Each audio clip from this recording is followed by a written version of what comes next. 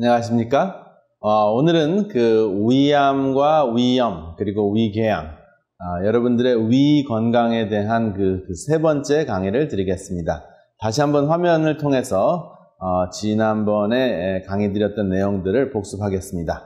이제 보시면은 만성 위염이 어떻게 생겼는지 여러분들이 기억을 하실 수 있으시라고 생각합니다. 여기 화살표를 따라가시기 바랍니다. 다시 한번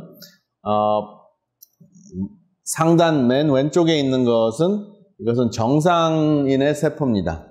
그 다음에 염증이 생길수록 세포가 구멍이 많이 생기고요. 큰 구멍이 생겼죠, 이렇게. 그 다음에 이제 육안으로 볼 수 있는 것이 이제 주름이 많이 꾸불꾸불 주름이 많이 잡히고 아주 피기가 잘 도는 건강한 위벽이고요. 그 다음에 위가 부었을 때 위염이고요. 그 다음에 위가 이제 부었는데 그 위벽을 보호하는 돌기가 완전히 위축이 됐어요. 다 벗겨져 가지고 조금 돌기가 이렇게 이제 손가락 같이 이렇게 있어야 되는데 민둥상 같이 다 잘려 있는 상황입니다. 그것이 진행이 돼서 위암 전 단계로 가게 되면 디스플레이지아라고 말씀을 드렸죠. 그 다음에 이제 그것이 암이 되면은 이렇게 생겼다 하는 것을 이제 정상 그 세포에서부터 쭉 진행 과정을 보여드렸습니다. 이것을 다시 한번 우리말로 설명을 하게 되면 역류성 식도염이 위축성 위염, 그 다음에 장상피 화생이라는 말이 좀 복잡한데요. atrophy 위축성 위염, 메타플레이지아는 이제 화생, 세포가 변형됐다는 뜻입니다. 그리고 그것이 진행이 더 심하게 됐을 경우에는 변형해서 이상이 됐다고 표현을 합니다. 그래서 형성 이상, 이것이 이제 디스플레이지아라는 단어를 써서 소개를 드렸습니다.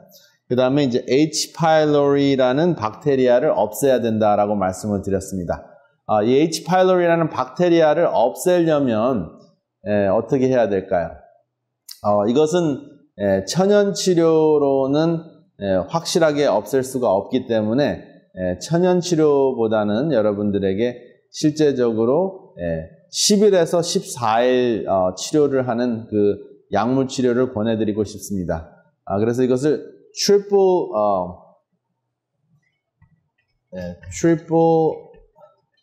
트리트먼트라고 하는데요. 세 가지 치료. 그래서 항생제를 두 가지를 쓰고요. 그 다음에 제산제를 씁니다. 그래서 첫 번째 제산제. 제산제를 간단하게 어떻게 표현했죠? PPI. Proton Pump Inhibitor.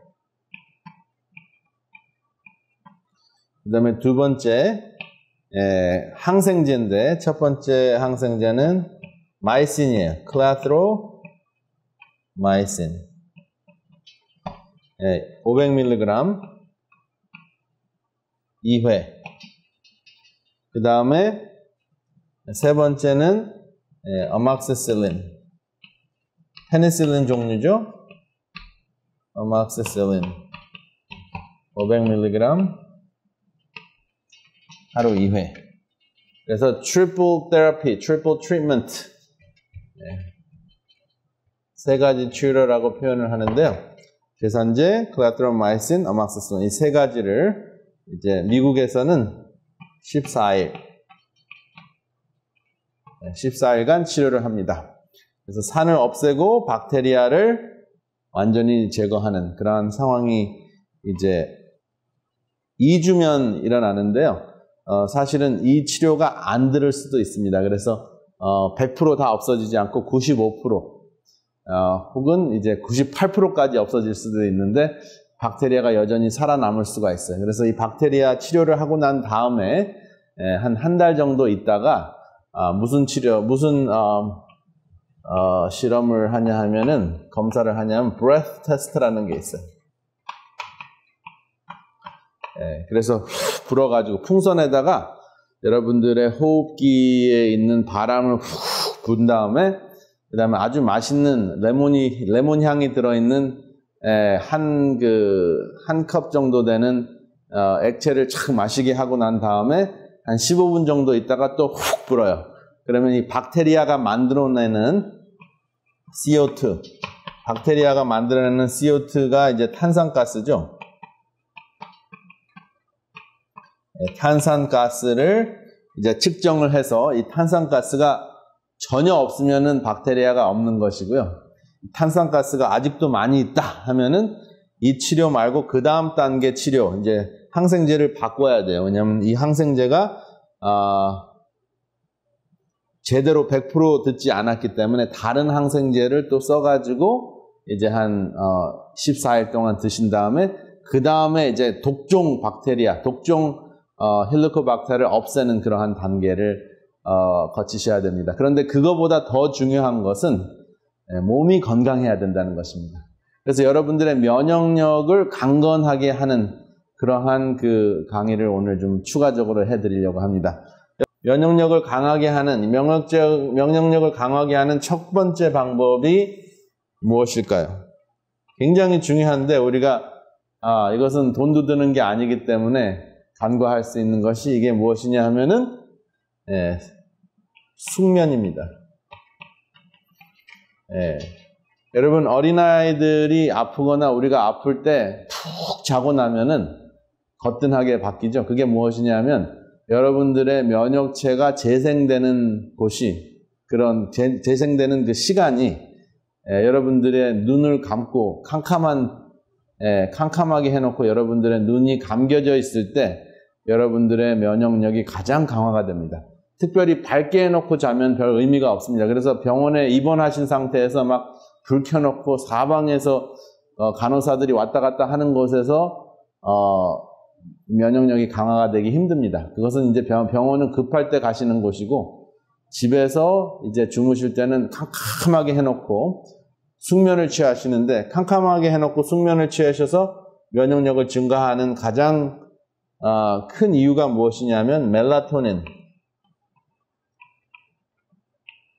이 멜라토닌이 증가할 수 있기 때문에 그렇습니다. 멜라토닌이 증가하면 잠을 잘 자게 해주는 것뿐만 아니라 여러분들의 면역체가 회복이 되고 그 다음에 P53이라는 암을 억제하는 유전인자가 활성화가 됩니다.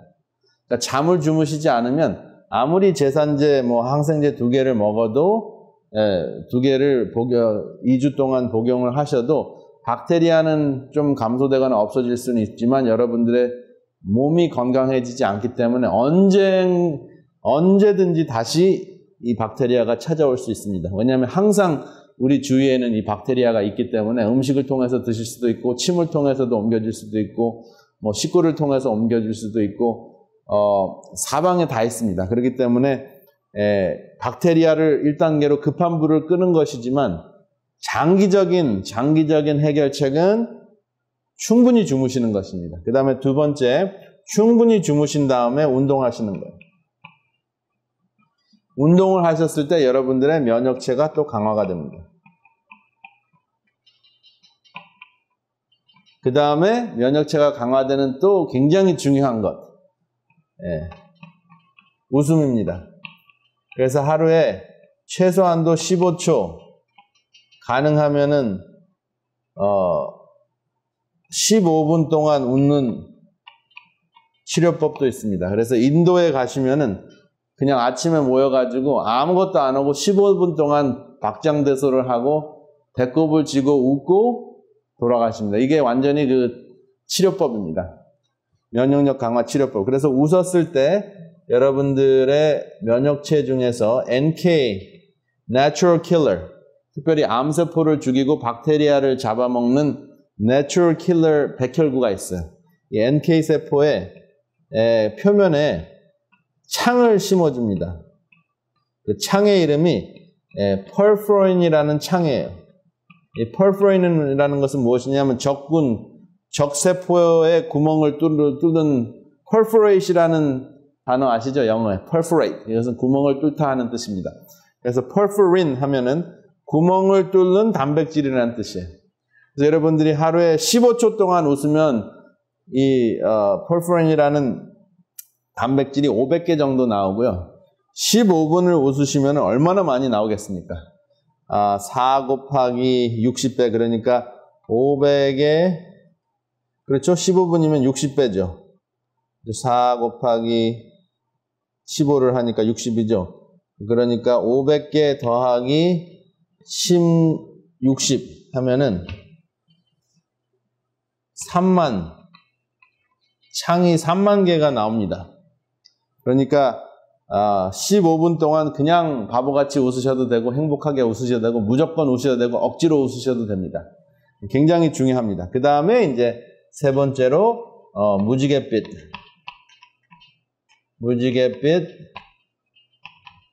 음식. 그래서 요 세 가지를 잘 하시게 되면 이 H. pylori 헬리코박터가 찾아오고 싶어도 찾아와도 이길 수가 없습니다. 우리 몸이 너끈히 이길 수가 있습니다. 그래서 과거에 위가 약하셨던 분도 완전히 건강을 회복하는 분들이 굉장히 많이 있을 정도로 확신 있게 여러분들에게 그 임상적인 체험을 토대로 해서 말씀을 드리는 것입니다. 다시 이제 화면을 통해서 그러면 이렇게 건강하게 된 상황에서 기분이 좋아가지고 숯불구이를 드시면 어떻게 될까요? 숯불구이는 굽기 전에 발암물질이 한 3.4 정도 있습니다. 그러니까 이제 그 육류 안에 3.4 정도, ppb라는 것이 billion parts per billion, 음식을 10억 분자로 이렇게 이제 생각을 했을 때 그 중에 10억 안에 3.4 분자가 암을 일으키는 발암물질이라고 생각하실 수 있습니다. 근데 이 숯불구이가 드시고 싶어서 음식을 특별히 이제 육류를 구워버리면 여기 숯불구이죠. 496으로 증가합니다. 근데 이것이 무엇이냐면 벤조파이린이라는 발암물질이에요. 그래서 이것이 몸속에 들어가면 이제 이렇게 숙면을 취하고 운동을 하셨다고 하더라도 이제 암세포가 500개, 1000개, 10,000개씩 생기게 되면 이제 인해 전술로 이 3만 개나 되는 창이 나온다고 하더라도 어느 순간 질 수도 있습니다. 그래서 이제 탄 음식을 멀리하라 하는 것입니다. 탔을 때 벤조파이린이 나온다 하는 거 기억하시기 바랍니다. 그 다음에 이제 위암의 진행을 다시 한번 복습을 하면 점막층이 이제 위 근육층으로 가고 그 다음에 위장막층으로 가서 위벽을 뚫고 지나가게 되는데요. 이런 진행을 할 때 가장 큰 문제가 지난번에 말씀드린 대로 헬리코박터 H. pylori라는 박테리아라고 말씀을 드렸습니다. 짠 음식, 탄 음식, 그리고 훈제 음식, 이 세 가지는 그렇게 저장된 음식 속에서 나이트로사민이라는 발암물질을 발생하게 하는 주 요인이 됩니다. 그래서 이 나이트로사민이라는 것은 위암을 일으키는 대표적인 발암물질 기억하시기 바랍니다. 짠 음식, 탄 음식, 훈제 음식. 여기 다시 한번 화면을 통해서 화살표를 보세요. 짠 음식, 탄 음식, 그리고 훈제 음식은 나이트로사민이라는 발암물질을 생산한다 하는 것입니다. 위암 발병률이 일본은 78명이고 한국은 10만 명에 60명이라고 말씀을 드렸습니다. 그런데 사망률은 일본은 27명에 반해 한국은 44명입니다. 그러니까 거의 배가 많은 거죠. 발병률이 더 2위인데 사망률은 한국이 1위입니다. 왜 그럴까요? 그것의 가장 큰 이유는 조기 진단을 하지 않아서 그렇습니다. 바빠서 또 돈을 절약하기 위해서 그냥 무서워서 내시경을 하지 않았을 경우에 방치해 두었다가 완치가 가능한 초기 위암을 키운다 하는 것입니다. 그래서 조기 진단이 굉장히 중요합니다. 그래서 40대 이상인 성인들은 소화불량 증세나 속쓰림이 있는 경우에는 반드시 그냥 내시경을 하시면 됩니다. 그래서 미국에서는 일반적으로 제산제 먼저 주고 6개월 후에 와라 이런 이야기를 하는데 한국 분이기 때문에 가셔서 집안 내력에 암이 있다. 또 한국 사람들은 위암 발병률이 굉장히 높기 때문에 위 내시경을 해달라고 이제 간곡하게 부탁을 하시면 웬만한 의사들은 위 내시경을 여러분들에게 받으실 수 있도록 처방해 줍니다.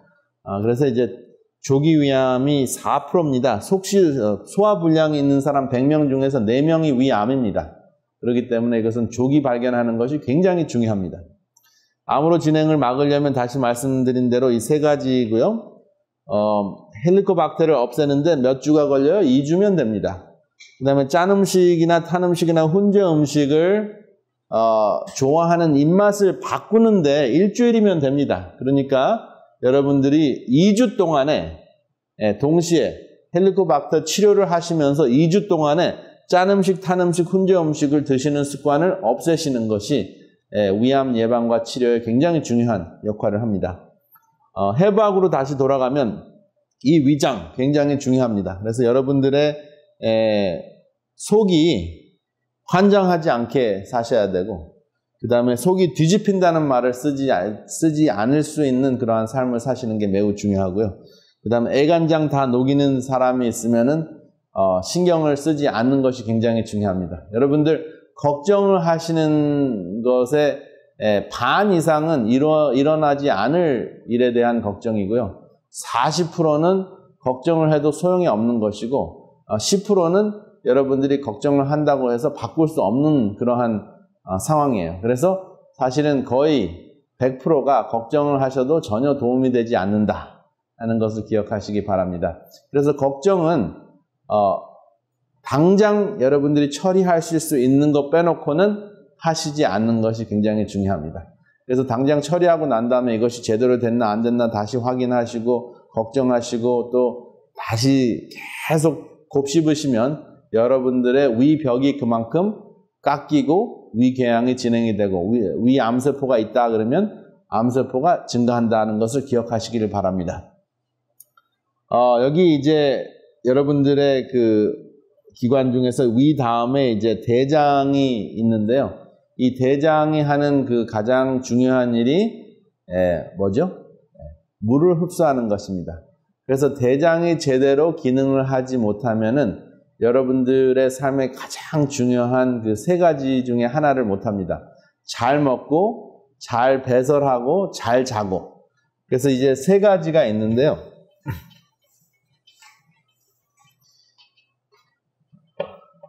먹고, 그 다음에 속된 표현으로는 싸고가 되나요? 그렇죠? 배설하고. 그 다음에 잘 자고. 이 세 가지 고가 있는데요. 그 중에서 잘 먹는 것도 어떤 때는 참 힘들어요. 그렇죠? 입맛이 하나도 없을 때도 있고요. 그 다음에 불면증이 심하신 분도 있습니다. 그 다음에 이제 배설하는 것이 가장 큰 문제인 분들이 이제 실제적으로 변비 증상이 굉장히 심한 것 같아요. 근데 이 변비가 심했을 경우에 식사도 잘 못합니다, 사실은. 꽉 막혔기 때문에 입맛이 없어요. 그리고 얼굴이나 피부가 누렇게 떠서 실제적으로 사는 맛이 하나도 없는 그러한 문제가 이제 변비 증상입니다. 그리고 잠을 못 자면 설사를 하거나 변비가 또 생길 수 있습니다. 그래서 사실은 먹고 싸고 자고 먹고 자고 싸고 하는 그 세 가지 이 고가 굉장히 밀접하게 연결이 되어 있습니다. 분리되어 있지 않아요. 여러분들의 연세가 증가하면 증가할수록 매우 중요합니다. 그래서 배설을 잘 하시려면 일단은 잘 주무셔야 됩니다. 그 다음에 어떤 식사를 하시는 게 굉장히 중요할까요? 잘 배설을 하시려면 가장 중요한 것 중에 하나가 무엇이냐 하면은 물입니다. 그런데 식중에 물을 드시는 거하고 공복에 물을 드시는 거하고 어떠한 차이가 있을까요? 식중에 물을 드시게 되면 소화가 잘 되지 않기 때문에 지금 누차 말씀드렸던 그 위염이나 위궤양이나 위암의 큰 요인이 되는 위산, 물을 많이 드시는 습관을 가지면 가질수록 식중에, 공복이 아니고 식중에 물을 많이 드실수록 위산이 많이 나옵니다. 왜냐하면 위산이 그 음식을 소화시키는 그 식중에 많이 나와야 되는데 희석을 시키죠. 물을 많이 마시면. 그래서 그것이 희석이 됐기 때문에 음식을 다 드시고 난 다음에도 계속 뭐예요? 희석된 만큼 뭐예요? 산이 계속 나와야 돼요. 그러니까 어떤 경우에는 하루 종일 산이 나오는 분들도 계십니다. 그렇기 때문에 물을 언제 드시느냐가 굉장히 중요하고 충분히 드시는 것이 매우 중요합니다. 그래서 식중에는 될 수 있으면 물을 드시지 말고 공복에 식전에 최소한도 30분 전에 드시는 것이 굉장히 중요한데요. 내가 물을 충분히 마셨는지 어떻게 압니까? 내가 물을 충분히 마셨는지 아는 첫 번째 방법은 소변의 색깔이 클리어 해야 돼요. 맑아야 됩니다. 그런데 소변의 색깔이 누렇거나 굉장히 진할 경우에는 그만큼 물을 많이 드시지 않았다는 것이고, 내가 물을 충분히 마셔줬는가 내 몸무게에 비해서, 그건 어떻게 아실 수 있습니까? 보통 물을 한 잔을 드셨을 경우에 물이 모자르셨던 분은 15분이 지나가도 소변을 보시지 않아도 됩니다. 그러니까 화장실에 가시고 싶은 생각이 없으세요. 그런데 물을 많이 드신 분은 충분히 몸속에 물이 충분히 있으신 분은 물을 한 컵을 드셨을 경우에 15분 안에 소변을 보시고 싶은 변이가 생깁니다. 그러면 내가 물을 충분히 마셨구나 하는 것을 아실 수가 있어요. 그 두 가지입니다. 색깔과 그 다음에 15분 간격으로 이제 소변이 마려운가 하는 그러한 그 측정을 한번 해보시기 바랍니다. 그래서 그 모든 것이 그 배설하는데 굉장히 중요한 역할을 합니다. 그리고 또 하나 배설을 잘 못하는 대표적인 이유 중에 하나가 무엇이냐면 운동을 하지 않아서 그렇습니다. 우리는 똑바로 서가지고 한 5,000보에서 10,000보를 걸으셔야지 배설이 잘 됩니다. 그런데 대부분의 경우에는 하루에 5,000보에서 10,000보를 걸으시지 못하는 분들이 많이 있습니다.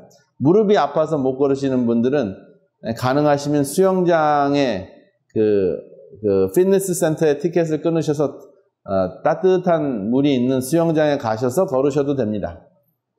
그리고 그냥 서 계셔도 됩니다. 앉아 계시거나 누워 계시면은 빨리 약해지시고 똑바로 서 계셔도 돼요. 그래서 방 안에서나 또 뭐 컴퓨터를 보시거나 혹시 그 화면을 보시는 그 시간에도 여러분들이 기대셔도 좋습니다. 그냥 서 계세요. 그러면 여러분들의 몸이 그만큼 더 건강해집니다. 그래서 쓰면은 오래 살고 누우면은 오래 사시지 못한다. 건강을 잃으실 수 있다 하는 것을 기억하시기 바랍니다. 그 다음에 이제 마지막으로 소변과 대변의 차이. 요거는 뭐 누구나 알 수 있는 답인데요.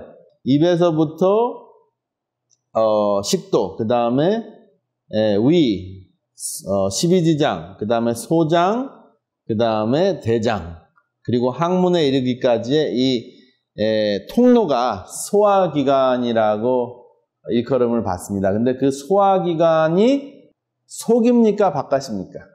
제가 이제 가끔가다 퀴즈를 내는 문제인데요.